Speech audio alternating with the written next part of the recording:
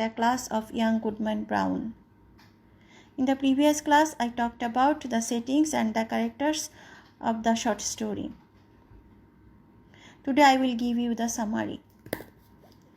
The story of young Goodman Brown begins with the atmosphere of suspense and mystery. At the very outset, we see that young Goodman Brown is going on a journey through the forest, but the destination is unknown to him. His wife Faith forbids him to go, but he does not pay heed to her. Goodman is married for 3 months. His wife Faith is very beautiful and angelic. She appears to be the most pure-hearted person in the story. Her pink ribbon symbolizes innocence and goodness. Faith urges Goodman to stay home for that night and to leave in the morning because she feels afraid to stay at home alone. Young Goodman Brown sets off on a road through a gloomy forest. At the forest, he looks around, afraid of what might be behind his tree. He thinks that there might be Indians or the devil lurking there. He soon meets an old man who looks to be an older version of him. The old man had a stick in his hand and the stick was snake-shaped. We know snake is the symbol of devil. The old man offers Goodman the staff, saying that it might help him walk faster, but Goodman refuses. Goodman tells the man that he wants to return to the village after attending the meeting. He also tells that his family members have been Christians and good people for generations, and he feels ashamed to be associated with the devil. The man replies that he knew Goodman Brown's father and grandfather as well as other members of the churches in New England, and he even knows the governor of the state. At that moment, Goodman first meets a woman named Goody Cloyce, who taught him Bible in his young age, and whom he knows as a pious and respected woman. The old man and the lady talked about the meeting of the devils, that a young man was to be taken into communion that night. That man is none other than young Goodman Brown. Then the lady left the place for the congregation with the help of the speedy stick. Brown again decides that he will no longer continue his errand and turn back home for Faith's sake, because his teacher Goody Cloyce is corrupted and is not going to heaven. Sitting on the stump of a tree, young Goodman Brown refuses to go further. He is thinking of going back to Faith. His companion, the old man, leaves him and asks him to think over the matter.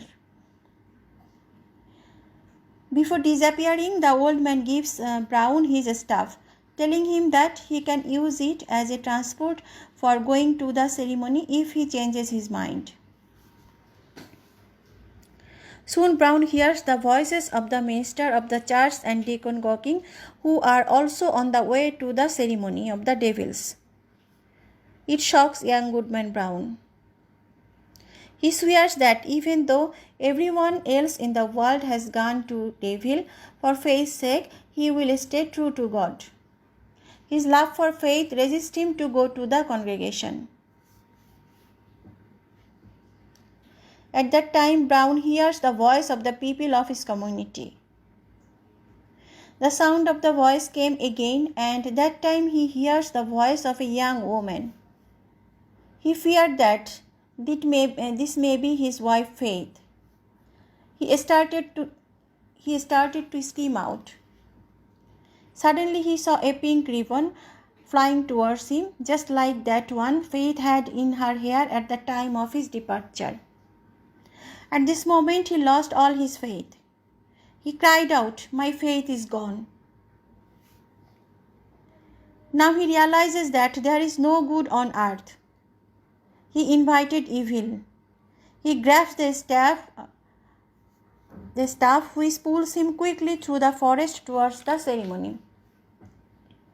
The ceremony is set up in a distorted Puritan temple.